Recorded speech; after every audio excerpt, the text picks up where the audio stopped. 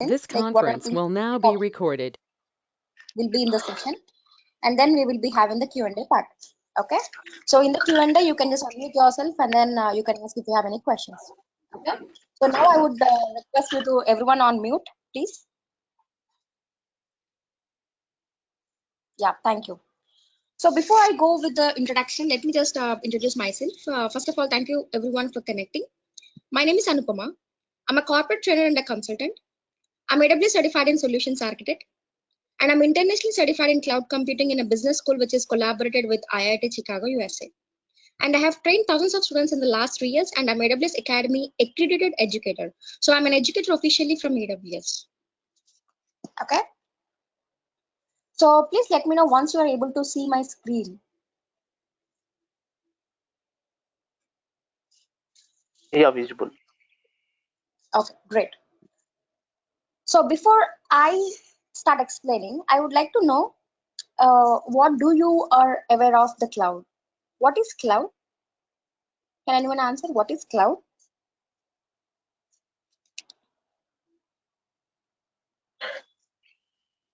We can access the resources remotely what we require. Okay. Anything else? When we reduce the cost of what we on premises what we do. Okay. Security purpose, data security. Security would be there both in on-premises and cloud. Yeah, I mean, without no downtime, like in the cloud. Sorry? We can access anywhere without any downtime, like. Anywhere. Okay. Availability. Yeah, availability, high availability. Okay. Scalability. Okay. So these are the features of cloud. Okay, advantage of cloud. So what is cloud? What is cloud? We can store the data like that is only we share the resources from, we access the resources from cloud, like what we require, that is only top. Okay, fine, no problem. So thank you. Thanks for answering first of all. So cloud is a data center. Cloud is a data center which was owned by a cloud service provider. Here it can be AWS. Okay. Okay. If someone is owning the cloud, how do you access? Yes, you access through internet with pay as you go pricing. Please go on mute.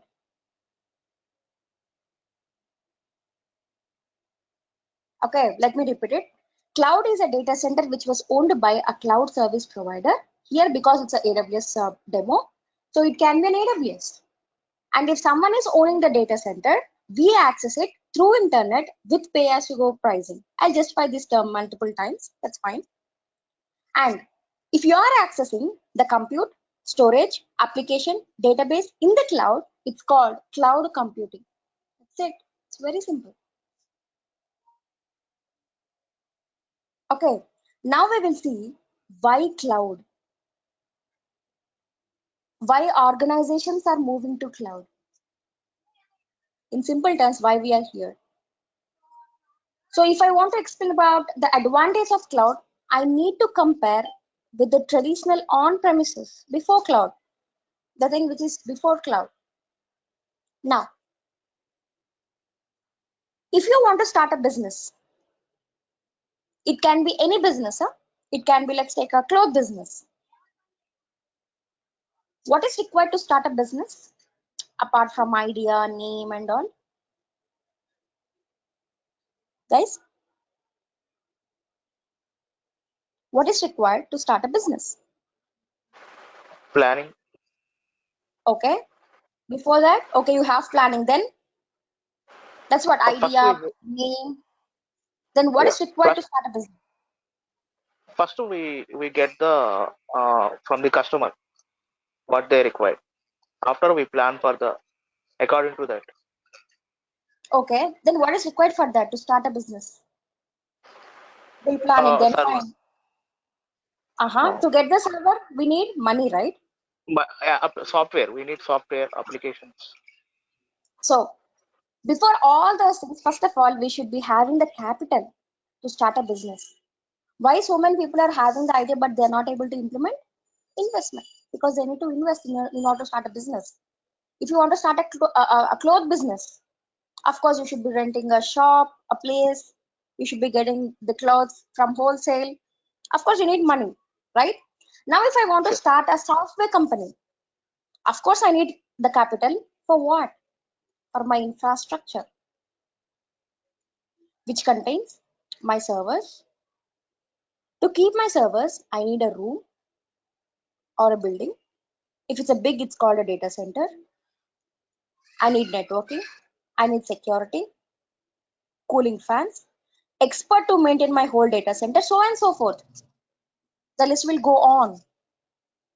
Once I'm done with my investment, once I'm ready with my investment, then my business starts, isn't it?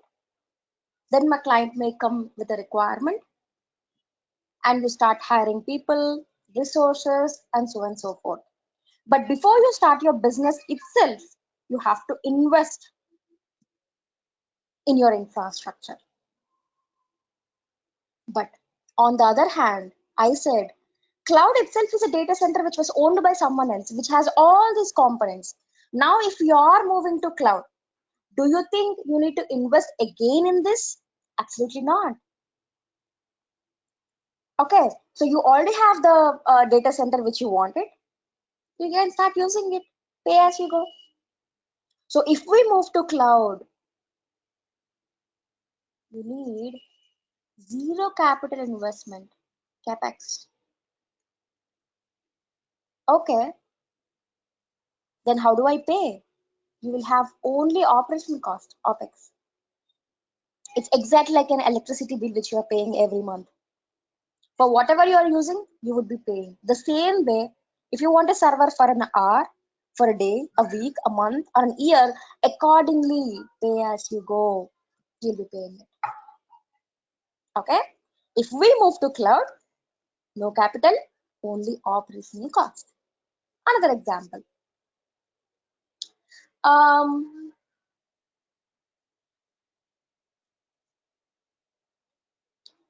let's take I started my business in 2018 and I have two servers for that point of time for my existing employees.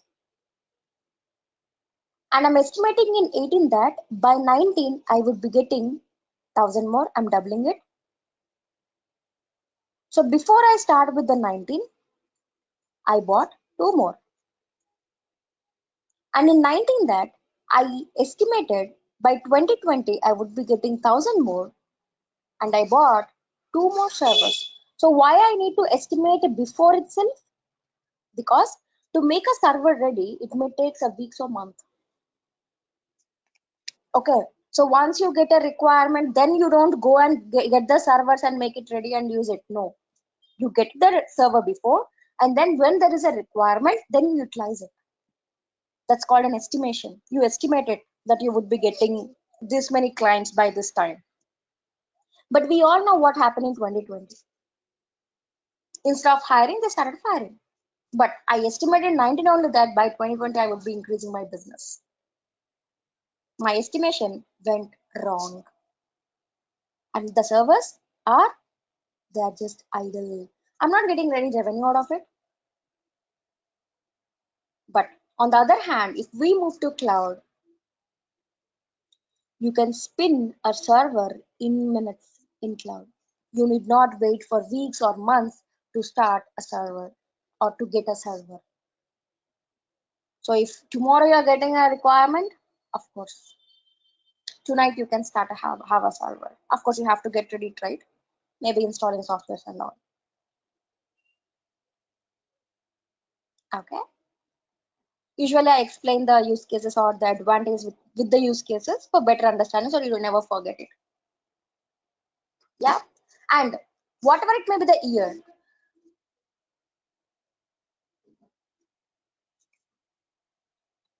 Okay, whatever it may be the year, I have 2 servers for my existing employees, and I'm expecting interns, and I'm expecting 500 people.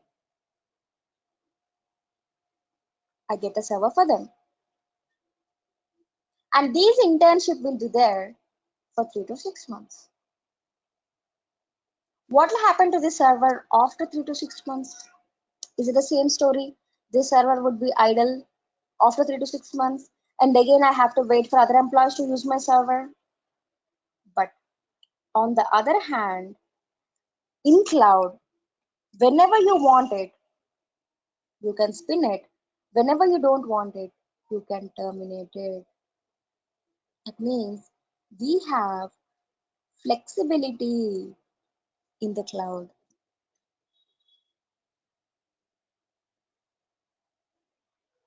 Okay.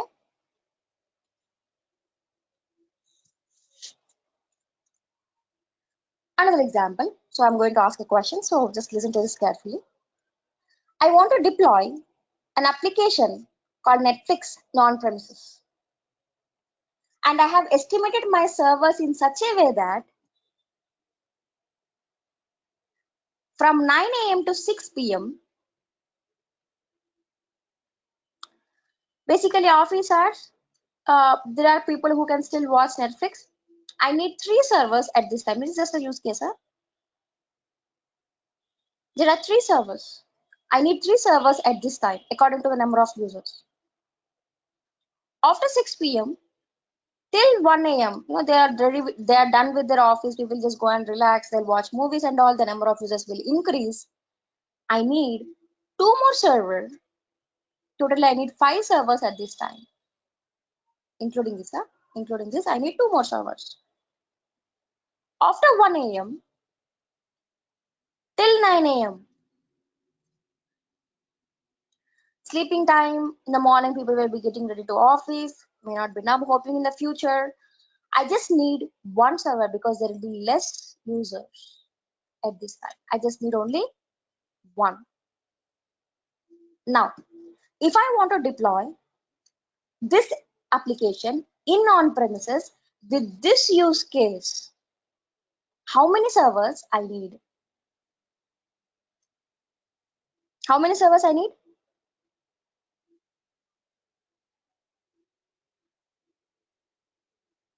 9. Oi.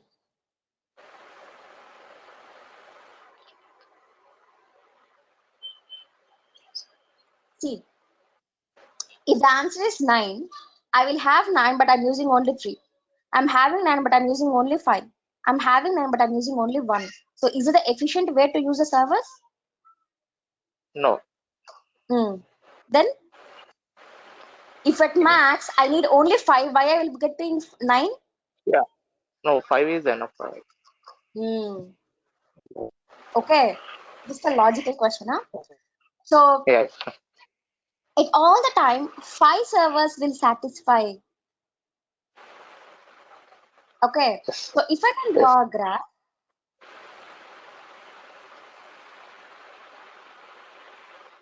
please go on mute. Over a period of time, the number of users or the servers are actually varying. And if you take this use case, here I have 5 servers. Okay, even if there is an increase in the number of users suddenly, the organizations will go and get more and more servers. If it increases further, they will add servers.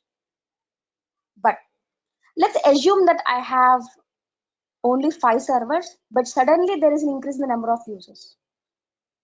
This area is where the overutilization of the servers will take place. When I say overutilization of the servers, it doesn't mean that the servers will go beyond and it will work for you. No, the servers will stop responding. The servers will crash in simple terms. The term which you'll be hearing most of the time. Okay, so let's take a Flipkart on a big billion day sale.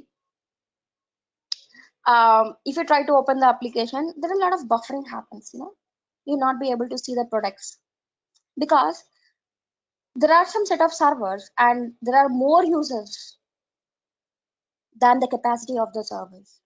So obviously the server may not be able to respond to all the requests. That's where the overutilization will happen. And the space between the dotted lines and the graph is underutilization. Yes, I need 5 servers, but I'm using only 3 at this time. I'm using only 1 at this time. There is underutilization which is happening. And the space below the whole graph is the complete utilization. At all that I'm using 1 server. Okay. So if you deploy an application with this use case, this kind of use case in on-premises, of course, there will be a overutilization, underutilization, and complete utilization. You will see 3 things. But organizations, they to satisfy the customer, they will be keep on adding the servers, even there is an underutilization. Now, on the other hand, if we move to cloud, according to the number of users, we can increase and decrease the servers. I would like to introduce 2 more terms, which is scalability and elasticity. Scalability, whenever you want it, you can scale it, and whenever you don't want it, you can shrink back automatically. It's like a rubber band. You want it? Okay, expand it. Otherwise, just leave it, it will shrink back automatically. Okay? And finally, we can go global in minutes.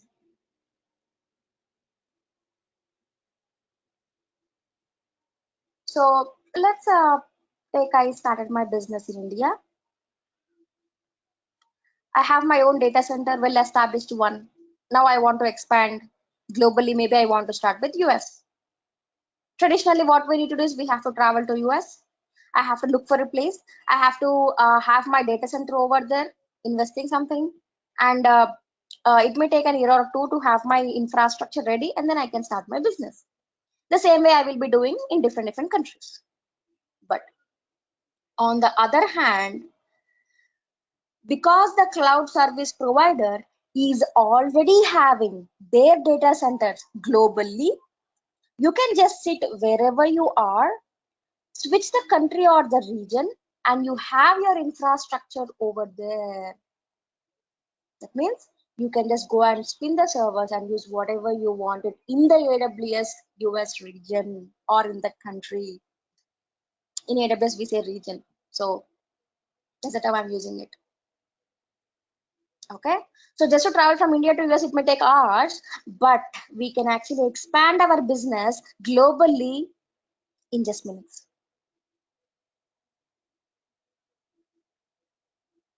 Okay, so here are the some of the main advantages why cloud, why organizations are very much interested in moving to cloud. Okay, why there are a lot of openings in cloud. So people who are the companies who are already in having the data center going forward. Okay, so going forward, they are trying to introduce the cloud. And the companies who are starting from scratch, they want to start everything using the cloud. All the applications, they want to host it in the cloud. Okay, any questions? Clear. Okay, cool. So let me just quickly jump into the agenda of the course now. I just stopped this sharing the screen. Just give me a moment. I'll be back.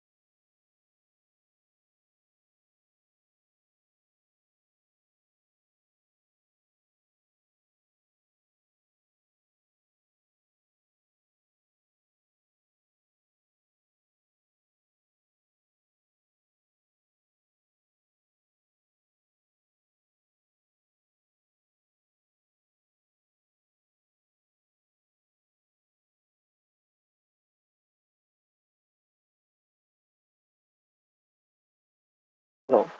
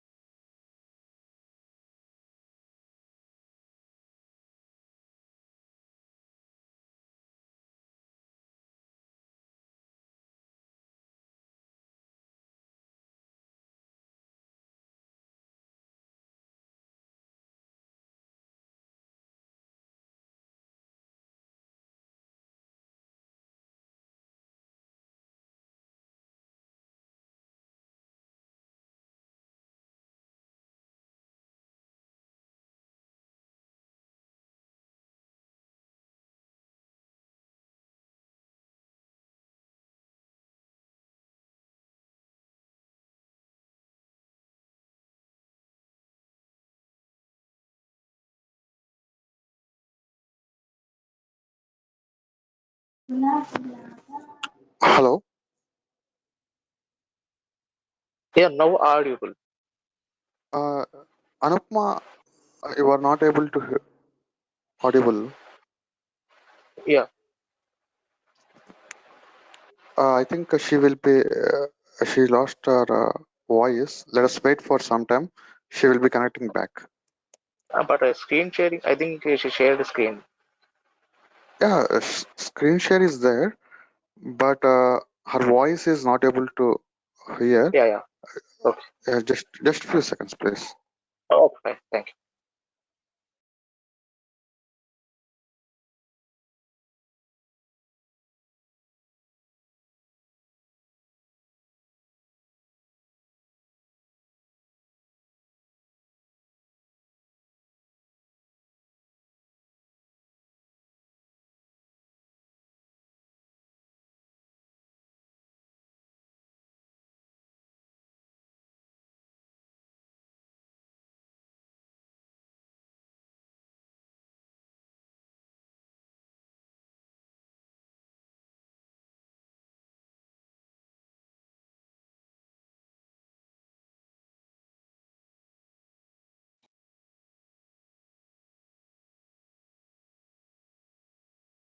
Guys, am I audible now? Yeah, I yeah. just cool. So where we are? I mean, where I lost my voice.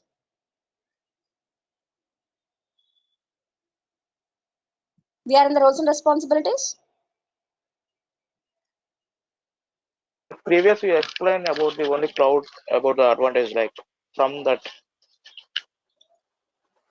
Oh, After you closing the session, you started again from beginning. acha. Okay. So no problem. So we are actually discussing about the course objective here. Okay. I think there is some sort of network issue. I mean, you're able to see my screen, correct? Yeah, yes. Okay. So let me start again from the course objective. So the course objective is to prepare the candidate for AWS Solutions Architect Associate exam, where you will be having the hands-on experience, and it will enable you to successfully pass any AWS technical interview, and it will get ready for you the actual job duties. Coming to the roles and responsibilities, as a solutions architect, you will be meeting up with the clients, understand the requirements, think how you can leverage AWS services to solve the problems. Accordingly, you'll be build the infrastructure of the solution. You'll be presenting to the client, and you may get engaged in solution deployment too.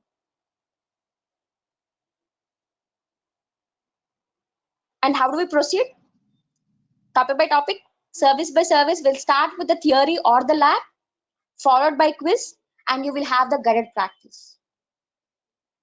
So in my course, what you will be doing, whatever the hands-on which I would be showing you, you will be doing in the class, first point. And secondly, you will also do the assignments. You will have homework where you need to submit the assignments. Okay. And of course, that's a mandate to complete it, because I usually tell to my students that my students will be able to crack the interview. So if you can follow my protocols, you will definitely can be able to crack the interview, and of course for certification. And why become AWS certified? Because AWS certifications are becoming more in demand day by day. And salary survey shows that AWS certified solutions architect associate salary average at 120K plus. And AWS is growing massively and is leading the public cloud space, which creates higher demand for architects. And the architect role itself gives you the opportunity to be creative and the exposure to consulting and the pre-sale roles. Now let's jump into the contents. Guys, am I audible? Yes? Yes. Okay. So here I'm just giving an overview of the content. For detailed contents, you can just check with the SSP team. Okay. So initially we'll start with the cloud computing, the basics of cloud computing, where we have already completed what is cloud computing, advantages of it. And then later we will see the types of cloud computing based on the service and deployment models. And then we'll jump into the AWS, where I will be giving what is AWS, how AWS was started, the basic terminology which you need to understand to start with AWS, and we'll also create an AWS account. Then we will jump into the first service, which is called EC2, which is like a virtual machine in the cloud. We have the lab. And then we'll talk about the EBS, which is a volume for your EC2 instance. We have a demonstration too. Next, we talk about the EFS, which is a shared volume for your EC2 instance. We do have the lab again. And next, we have a simple storage service, which is a storage for internet. We do have again the interaction, what is it called, the demonstration. And then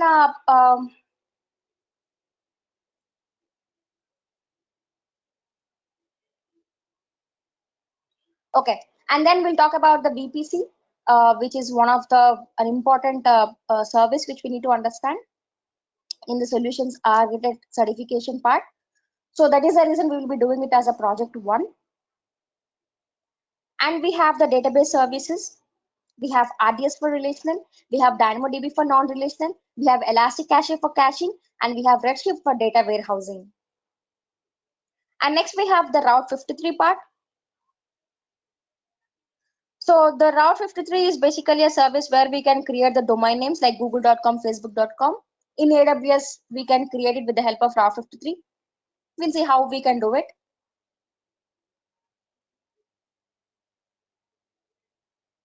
And next we have the IAM, which stands for Identity and Access Management. So this is basically a service where we can control who is authorized and authenticated to access AWS services. And then we'll move to the AWS Security Management. So if we are having our data in cloud, we should be taking care of the security. We do have some services to take care. We'll be learning about them. And we also have integration services where one service of AWS will be integrated with other one. So that if you want to get notified with if any event happening in one service, of course, you will be able to get notified with the other one. And we also have the elastic load balance and the auto scaling group. So this is another important topic which you need to understand under solutions architect. And then we will be doing it as a project too. And finally, we will be discussing other services at a high level description. Okay, so here are the overview of the contents. And coming to the certifications, so we have the foundational one, which is the cloud practitioner. And under the associate, we have solutions architect, which is our course. We have developer and we have sysops. Okay, so by the end of the course, you will be able to attempt this certification as well as the cloud practitioner before one. So I will be providing resources for both the certifications. So because it is a basic one, you will be able to crack it easily. And of course this. And then we do have the professional one. We have solutions architect again, and we have developer plus sysops, dev plus ops, which is DevOps under the professional again. And we also have the specializations like networking, security, machine learning, database, data analytics or big data, or Alexa skill builder. Okay, so if your previous skill is into networking, once you're done with the solutions architect certification, you can go to the specialization. Okay, or if you are into security already, or if you are into any what do you call the emerging technology like machine learning or database or big data or data analytics. Okay, so here are the supported certifications of AWS as of now. Okay, so finally Q&A part. Any questions, guys? Any questions? Is there for a beginner what we required for in the certification? Like, What do is you there mean by any beginner? certifications?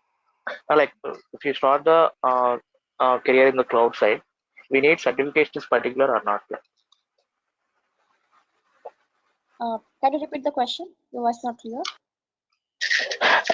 If you start the career in the, as a beginner in the cloud side, okay. Okay. So is a particular certification is mandatory or not?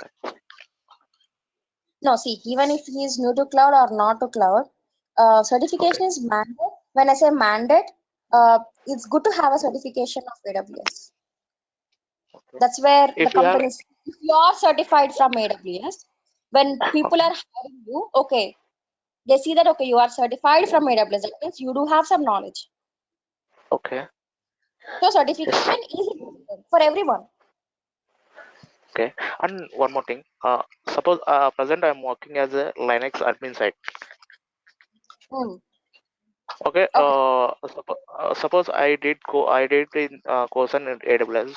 So can I when I add this cloud knowledge in my experience, in that time certification is mandatory or not? That's what Ashok. Having a certification will give you Okay. more points when they are taking the interview. So when you Okay. ask me certification is mandate or not, it's fine if you Okay. don't go for certification and go for interview. They may Okay. ask whether you are certified or not. If you say Okay. no, that's absolutely fine. But if there is another person of the same kind who is having certification, they may go for them. Okay. So once Yeah. you get knowledge in AWS, it's nothing bad to go for certification. It's not wrong. Okay. If Thanks. you are certified, it's good, no? You might, if you are a Linux admin, you might have certified in Red Hat. No? No, I'm Not not right? certified any. I'm not Okay, writing. what is your years of experience in Linux admin? No. I started with the Windows support side. After I moved to from 1 year, I'm working as a Linux and SQL support. Okay, so overall, how many years you have? 3.5 years. Fine, that's fine. See, Linux Yeah. guys will come to cloud. I don't know. Most of my students are, they're from Linux background. They're from hardware support. Yeah. Mm. Some people having 1 or 2 years of experience or three maximum. Yeah. Yes. Okay. So I recommend you to go for certification. It's Okay. absolutely fine. And for example, if they have hired you, see, after this course, first of all, you can start attending the interviews. For interviews, Okay. this course is absolutely fine. You can just go and crack it. There is no doubt in it. Okay. Okay, and you Okay. can tell that you're preparing for the certification because to prepare for the certification, you need some time after the course. I will provide you the Yeah. white Yeah. papers, the practice tests, and all. Okay, so Okay. in that Okay. meanwhile, even if you don't have certification, you can attend the interviews telling that I'm preparing for the certification, I have taken the course, and this is my knowledge. Okay. And fortunately, if they have hired you, even the company itself will sponsor you for the certification. You need not worry about it. Okay. That's how you can just Okay. go ahead and do it. They'll Okay. reimburse, yeah. Anyways, it's fine. They'll give a voucher or they'll reimburse your money once you get once you get the certification. I mean, once you pass, Okay. I mean to say. Hmm. Okay. That's how it works. Thank. Thank you. Yeah, no problem. Any more questions? See, cloud is the future, guys. Very simple terms. Okay. So I'm not telling you to join here. No, absolutely not. Cloud is the future. Later, you might be forced to learn cloud, but now you can voluntarily learn the cloud. It's completely your choice. Okay. So there is no harm to learn a new thing. That I'm urging one. Yeah, Raghava. So we do in the this all the things in GUI or command line. The GUI, the console part. Okay. For architect, it's enough. If it is a development side, then you may need to learn the CLI part also. Okay. Yeah. And of course, once, see, what I would do, I will give you the foundation to start with AWS. I'll give you a kickstart if you want to start a bike, but journey is yours. You have to expand your Okay. knowledge after that. Okay. Yeah.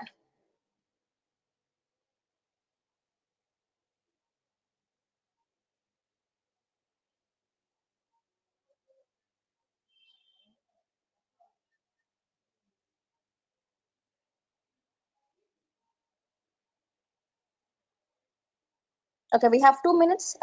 Just let me know if you have any questions. Ashok, do you have any more questions? Yeah, I am clear. Okay. Srikanth, do you have any? Clear, clear. Fine, fine. Okay. Rohit? Rohit, do you have any questions? No? Yes? Hello. Yeah. Hello. Hi, Yes, ma'am. Rohit. Do you have any questions? Ma'am. Yes. After completion of AWS. Hello. Yeah. I can Hello. hear you. Hello. Rohit, Hello. I can hear you. Yeah. After completion of AWS solution architect. Hello. Can you send a message? I think you have some issue with your network.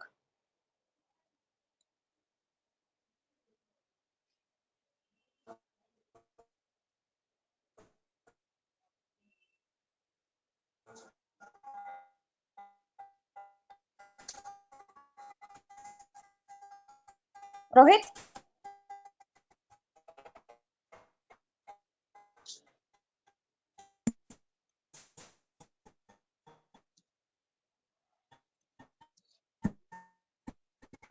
Hello. Hello. Now it is okay, ma'am.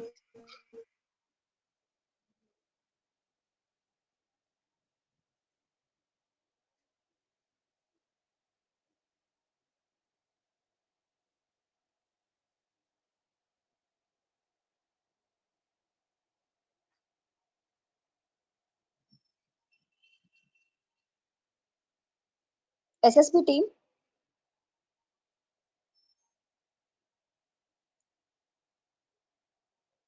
SSB team? Yes, So I think Rohit is having some issue with the network. okay. So just get his query from him to me so that I can answer him. Okay, he started messaging. Fine. Okay. Okay.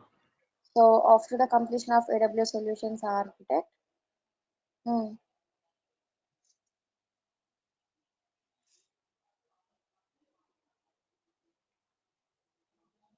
we can do specialization. Absolutely, absolutely, Rohit. Yes. So it is highly recommended by AWS. It is like doing MBBS and going for specialization or hard specialist or something like that. First of all, you have to do the solutions architect, and then you can go for the any specialization of your interest. Maybe if you are into any kind of networking or security or machine learning, yes, you can do for the specialization. Okay.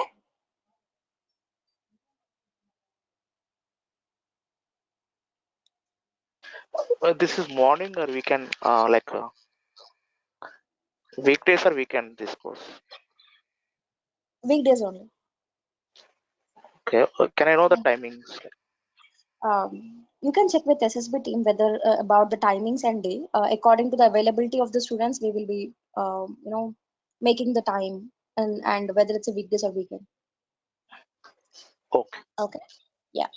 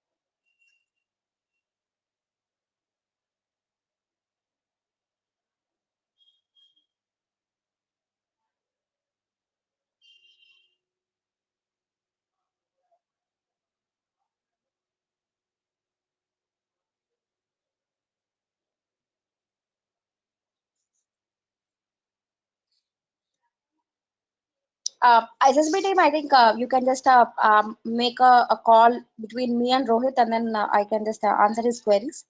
Yeah, fine. Yeah, sure. We can Yeah, do I think that. I already Exactly. So I think I already answered, but I'm not sure whether he's understanding or not. Okay. Yeah.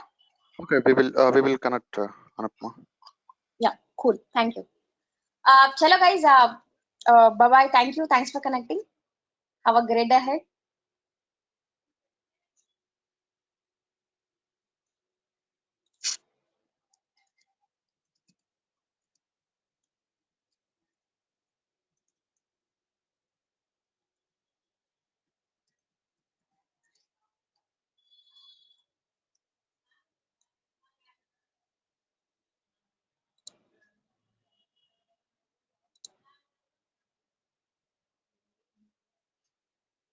Bye. I'm signing off.